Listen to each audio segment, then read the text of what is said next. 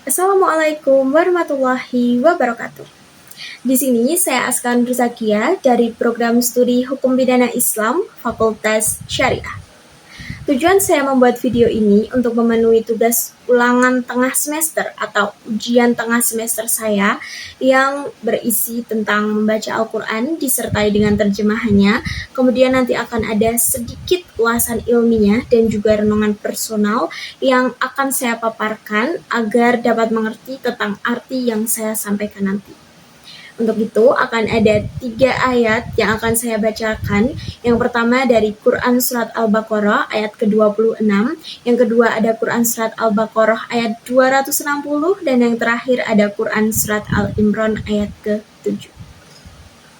Untuk itu langsung saja mari kita simak. A'udzu billahi minasy syaithanir rajim. Bismillahirrahmanirrahim. Inna Allah la yastahi an yadriba mathalan ma ba'udatan fama fawqaha فأما الذين آمنوا فيعلمون أنه الحق من ربهم وأما الذين كفروا فيقولون ماذا أراد الله ماذا مثلا يضل به كثيرا ويهدي به كثيرا وما يضل به إلا الفاسقين. Yang artinya, sesungguhnya Allah tidak segan membuat perumpamaan seekor nyamuk atau yang lebih kecil dari itu. Adapun orang-orang yang beriman, mereka tahu bahwa itu kebenaran dari Tuhan. Tetapi mereka yang kafir berkata, apa maksud Allah dengan perumpamaan ini? Dengan perumpamaan itu banyak orang yang dibiarkannya sesat dan dengan itu banyak orang yang diberinya petunjuk. Tetapi tidak ada yang dia sesatkan dengan perumpamaan itu selain orang-orang munafik.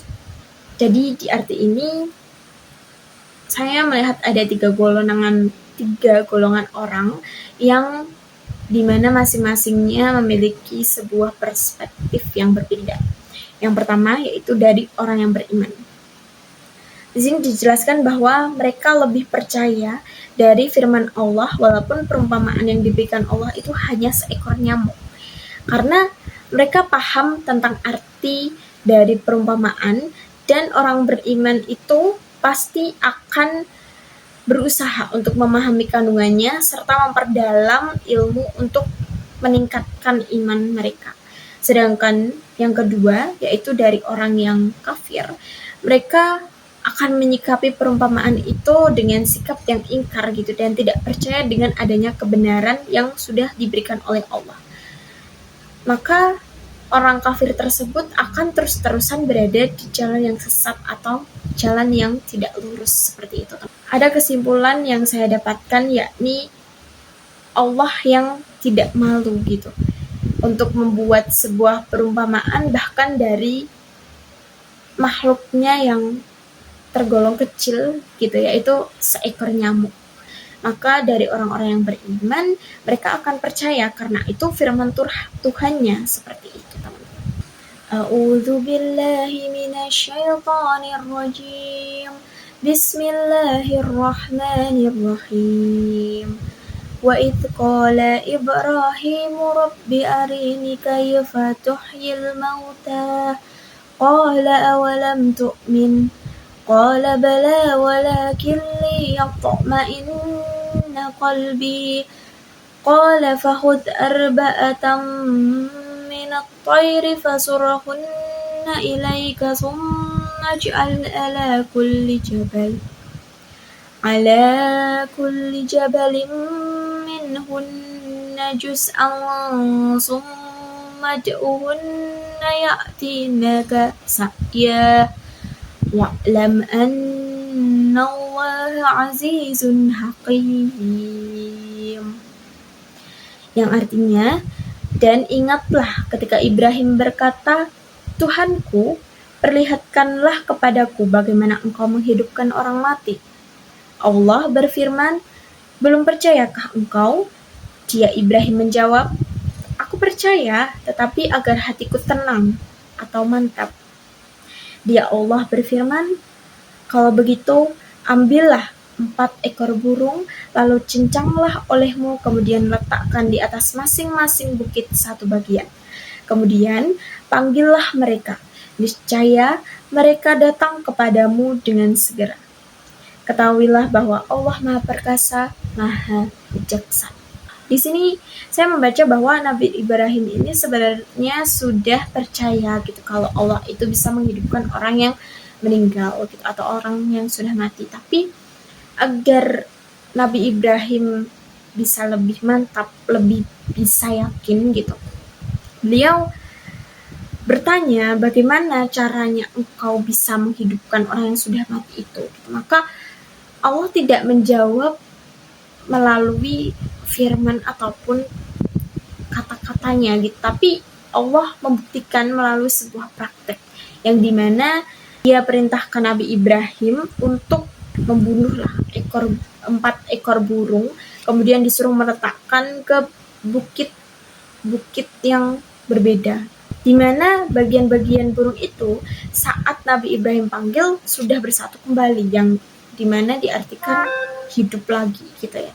Dan sedikit simpulan yang dapat saya katakan adalah, seenggak percayanya apapun kita sama berita-berita sejarah, sama berita-berita masa lalu yang katanya Allah tuh bisa ini, bisa itu, nyatanya Allah bisa membuktikan di depan Nabi Ibrahim. Allah bisa memberi suatu jawaban yang secara fakta itu memang akurat kebenarannya gitu, bukan sebatas omon-omon saja kayak gitu ya teman-teman. A'udzu billahi minasyaitonir rajim. Bismillahirrahmanirrahim. Walladzi أنزل عليك الكتاب منه آيات محكمات هن أم الكتاب وأخر متشابهات فأما الذين في قلوبهم زيغ فيتبعون ما تشابه منه ابتغاء الفتنة وابتغاء تأويله وما يعلم تأويله إلا الله والراسخون في العلم يقولون آمنا به كل من عند ربنا وما يذكر إلا أولو الألباب, yang artinya dialah yang menurunkan kitab Al-Quran kepadamu Muhammad, di antaranya ada ayat-ayat yang muhkamat, itulah pokok-pokok kitab Al-Quran, dan yang lain mutasyabihat. Adapun orang-orang yang dalam hatinya condong pada kesesatan, mereka mengikuti yang mutasyabihat untuk mencari-cari fitnah dan untuk mencari-cari takwilnya. Padahal tidak ada yang mengetahui takwilnya kecuali Allah. Dan orang-orang yang ilmunya mendalam berkata, kami beriman kepadanya Al-Quran. Semuanya dari sisi Tuhan kami. Tidak ada yang dapat mengambil pelajaran kecuali orang yang berakal. Di sini udah jelas banget ya, bahwa orang yang beriman, orang-orang yang berilmu, dia akan condong kepada Al-Quran dengan ayat-ayat yang jelas atau muhkamat.